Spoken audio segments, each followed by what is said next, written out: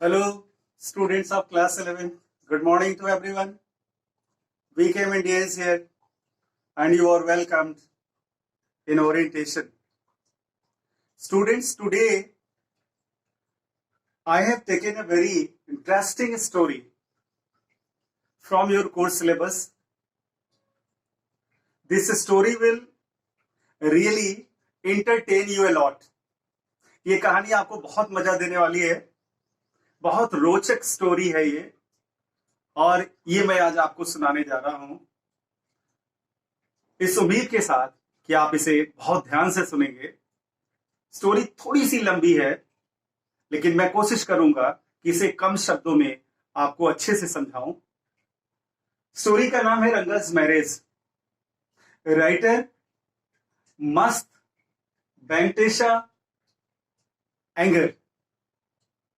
ये एक south Indian writer है और अपने शॉर्ट स्टोरीज के लिए विख्यात हैं, और इन्होंने ये स्टोरी लिखी है रंगा's मैरिज। अपने स्टोरी की शुरुआत में ही एट वेरी फर्स्ट स्टेज ही goes to express why he has taken the title of this story Ranga's marriage. Ranga की शादी, रंगा कैरेक्टर है और रंगा की शादी, इसका टाइटल इन्होंने क्यों दिया, रंगा's मैरिज क्यों दिया।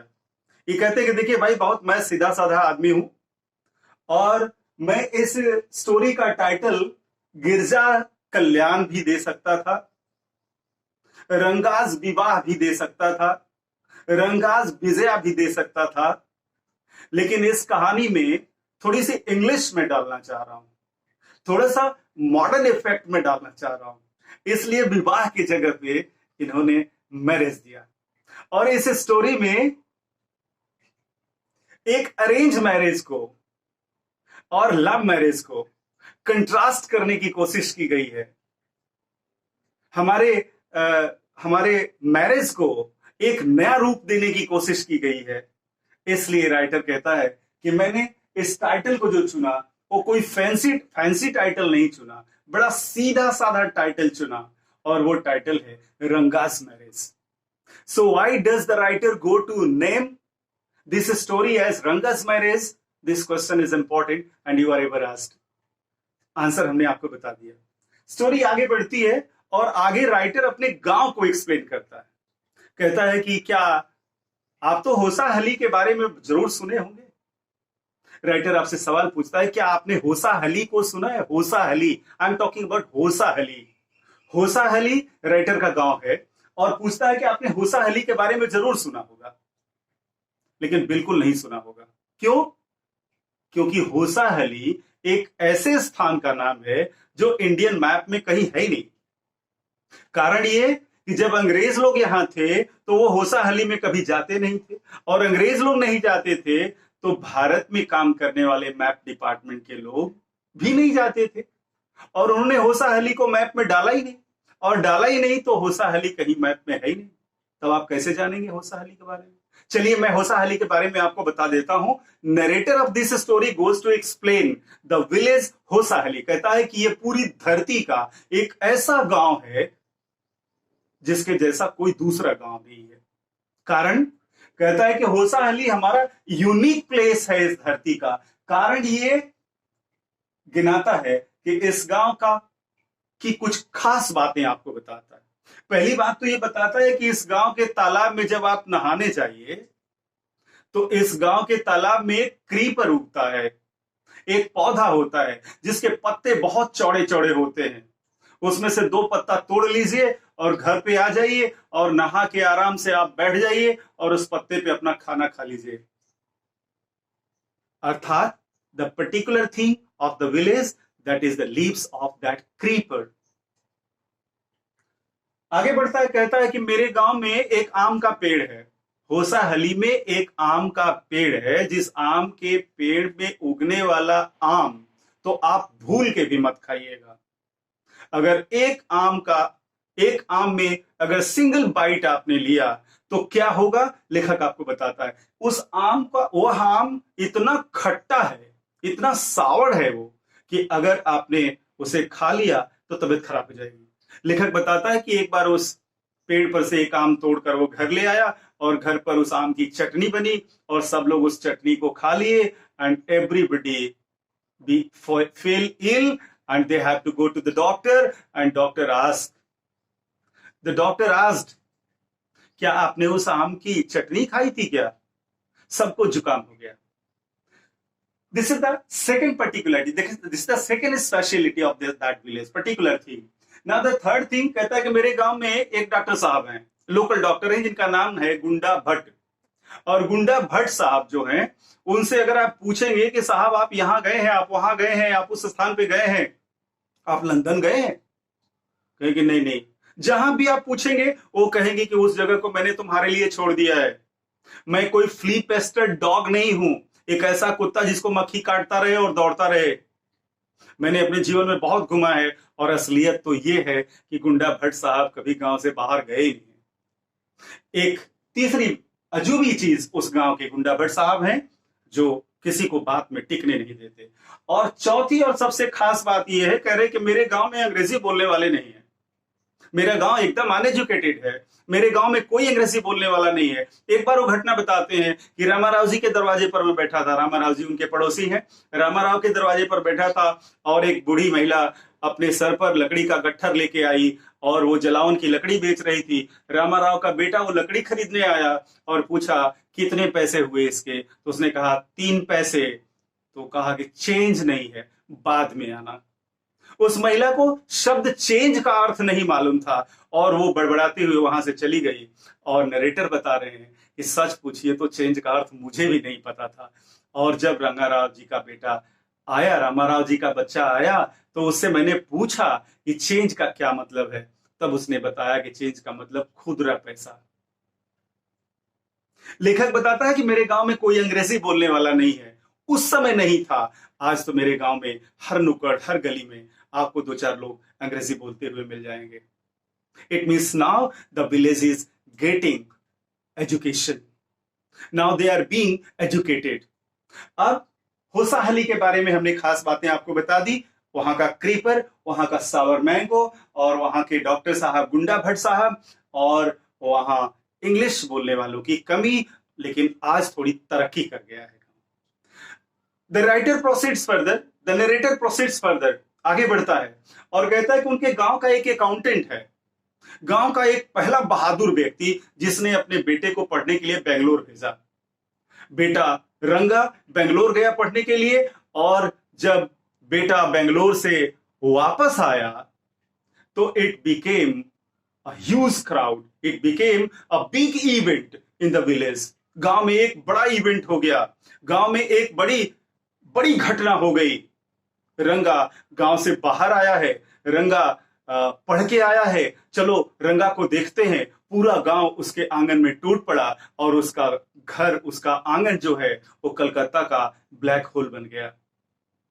और जब सब लोग उसके आंगन में पहुंचे तो लेखक कहता है कि मैं भी वहां पहुंचा और देखा कि आंगन में बहुत भीड़ लगी है। तो थोड़ा गार्जियन वाला अदब, थोड़ा मालिक वाला अदब, थोड़ा बड़ा होने का अदब दिखाते हुए मैंने डांट के पूछा, यहां इतनी भीड़ तुम लोग क्यों लगाए हो? यहां कोई बंदर का नाच हो रहा है? Why you all are standing here? Is there any monkey dance here? उसी में से एक बदतमीज बच्चा था, उसने जितना जोर से नरेटर महोदय ने डांट के पूछा यहां भीड़ क्यों लगी है, यहां कोई बंदर का डांस हो रहा है, वो पूछा तब आप क्यों आए हैं? लेखक महोदय को ये बात बहुत बुरी लगी, बहुत बदतमीज बच्चा था। और धीरे धीरे सब लोग जब रंगा को देख लिए, छू लिए, एक बूढ़ी महिला, नरेटर बताता है कि एक बूढ़ी महिला रंगा के पास जाती है, उसको छूती है और महसूस करने की कोशिश करती है कि क्या ये वही रंगा है जो बेंगलोर गया था, इसमें कुछ परिवर्तन तो नहीं हुआ है। और उसके सीने पे कुछ तलाशती है और जब जनेऊ उसका देख लेती है तो कहती है मेरा रंगा वही है, इसमें कोई परिवर्तन नहीं हुआ है। This is the present thinking of the present people in uneducated village. और जब सबको यकीन हो जाता है कि रंगा में कोई परिवर्तन नहीं हुआ है, रंगा वही है, रंगा में किसी भी तरह का कोई चेंज नहीं है, तो then the entire crowd melted away. पूरी भीड़ जो है वो मेल्ट हो गई, पूरी भीड़ वहां से वापस चली गई। और जब सब लोग वापस चले गए तो लेखक बताता है कि वो आंगन में जब अकेला था और रंगा की निगाह जब उस पर पड़ी तो उसके पास आया और रंगा रंगा उनका पैर झुक के छुआ। और लेखक बताता है कि रंगा उनका पैर इतना अदब से छुआ कि वो उसके कायल हो गए। आज के जमाने में आज के बच्चे किसी को जब नमस्ते करते हैं, प्रणाम करते हैं, तो वो सिर्फ अपना सर झुकाते हैं और एक पोल की तरह उनकी पूरी बॉडी खड़ी रहती है। लेखक बताता है कि रंगा न सिर्फ झुक के मेरा पैर छुआ, लेकिन इतना झुका, बल्कि इतना झुका कि मेरे पैर को उसने स्पर्श किया। और यह बात लेखक को अंदर तक घर कर गई। The writer, the narrator was intimately impressed with the manner of Ranga. Now the writer, now the writer goes to decide. Writer को लगता है, नरेटर को लगता है कि रंगा जैसा अच्छा लड़का तो शायद ही कोई होगा। हमारे समाज में कुछ लोग ऐसे होते हैं जो एक बहुत बड़ा सोशल वर्क करते हैं, शादियां तय कराते हैं। लड़के वाले और लड़की वाले दोनों लोगों को वो मिलाते हैं, बीच में 15-20 झूठ बोलते हैं दोनों तरफ से और शादी तय हो जाती है। शादी हो जाती है तो दोनों तरफ के वो दुश्मन बन जाते हैं। ऐसे लोगों को हम लोग अगुआ कहते हैं और ये अगुआ का काम लोग बड़े मन से करते हैं और इसे एक धार्मिक कार्य के रूप में, एक सामाजिक कार्य के रूप में करते हैं।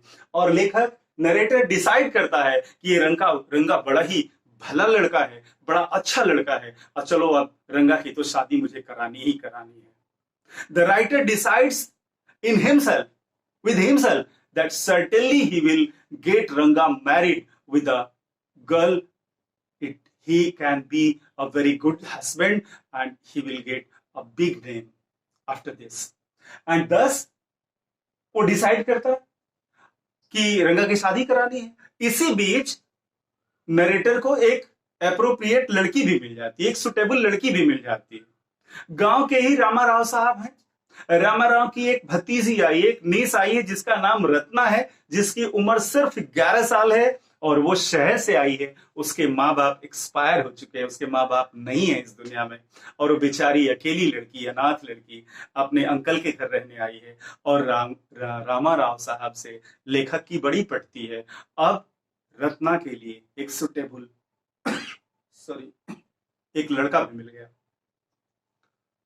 राइटर डिसाइड कर लेता है कि रत्ना से उसकी शादी कराई जाएगी। रत्ना की एक खास बात और है कि वो गाना बहुत मीठा गाती है और हारमोनियम भी बजाती है।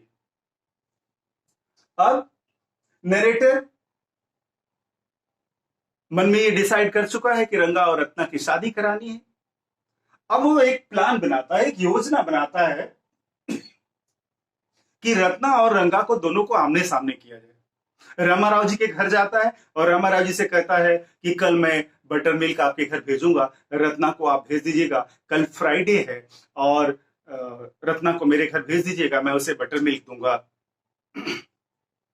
और रत्ना दोपहर के समय में नरेटर के घर पहुंचती है। नरेटर अपना नाम श्यामा बताता है। श्यामा के घर पहुंचती है रत्ना बटर मिल्क लेने के लिए। और आज शुक्रवार है, उसे मंदिर जाना है। वो साड़ी पहनी हुई है, बहुत सुंदर लग रही है और लेखक उससे विनती करता है कि बेटा, would you like to sing a song please. Ratna जमीन पर बैठ जाती है और हारमोनियम बजाकर गाना गाने लगती है। और इसी समय नरेटर ने रंगा को खबर दे रखा होता है और रंगा आता है और रंगा आकर दरवाजे के ऊपर खड़ा होकर वह संगीत सुनने लगता है। लेकिन रंगा के आने से दरवाजे से अंदर आने वाली रोशनी थोड़ी बाधित होती है और रत्ना जान जाती है कि दरवाजे पर कोई है और वो गाना बंद कर देती है। लेखक बड़े अच्छे अंदाज में इस बात को समझाया है और कह रहा है कि जैसे आपके हाथ में बहुत रसीला आम हो और उसे बहुत बचा बचा के आप खा रहे हो, उसका गूदेदार भाग आप बचा के रखे हो और उसके छिलके नोच नोच के अभी आप खा रहे हो और अचानक से जैसे ही आपने पहली बाइट लेने की कोशिश की, आपके हाथ से आम फिसल जाए और वो जमीन पर गिर जाए। इस दशा में जो आपकी मनः स्थिति बनेगी, शायद वही मनः स्थिति रंगा की बनी जब रत्ना ने गाना बंद कर दिया। रंगा अंदर आता है, रत्ना को देखता है, रत्ना शर्मा के अंदर चली जाती है और रत्ना के बारे में रंगा पूछता है, स्वामी ये कौन है? रंगा से एक बार शादी के बारे में लेखक पहले ही बात कर चुका है और रंगा कहता है कि वो अभी शादी करने वाला नहीं है जब तक उसे सुटेबल लड़की नहीं मिलती, क्योंकि एक व्यक्ति को शादी अपनी सुटेबल लड़की से करनी चाहिए, अपने बराबर की लड़की से करनी चाहिए। दूध मुंही बच्ची से शादी करना ठीक नहीं है। It was the time of child marriage. और रंगा की इस बात से लेखक थोड़ा परेशान होता है कि ये तो शादी करने को तैयार ही नहीं है। आज जब ये पूछ रहा है रत्ना से, रत्ना के बारे में, तो लेखक उससे कहता है तुम्हें तो शादी करनी नहीं और मैं ऑलरेडी शादीशुदा हूं, तो then why are you asking about that girl, who is it? और लेखक कहता है कि वो रामाराव जी की भतीजी है and she is already married.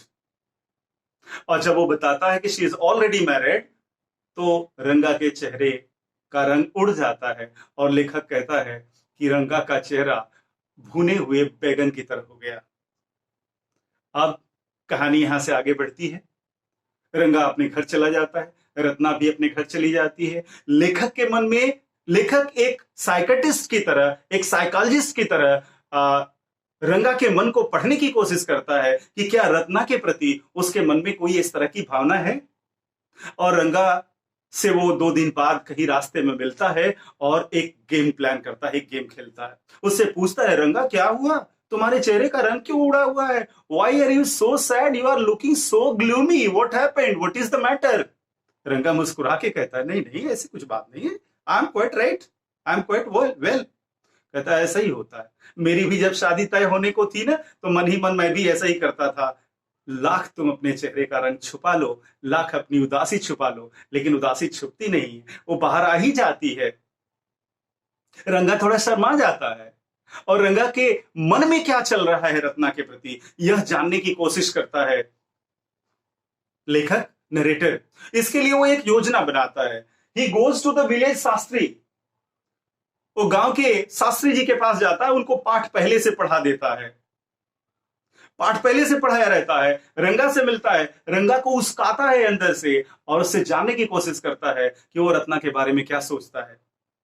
कहता है कि तुम्हारी तबीयत ठीक नहीं है, तुम्हारे ग्रह नक्षत्र ठीक नहीं चल रहे हैं, चलो गांव के शास्त्री जी के पास चलते हैं, उनसे कुछ पूछते हैं, वो जरूर कुछ बताएंगे तुम्हारे बारे में। और चूंकि शास्त्री जी को वो पहले से पढ़ा चुका रहता है, पूरा पाठ की उन्हें क्या करना है, पूरी स्क्रिप्ट उनको समझा चुका होता है।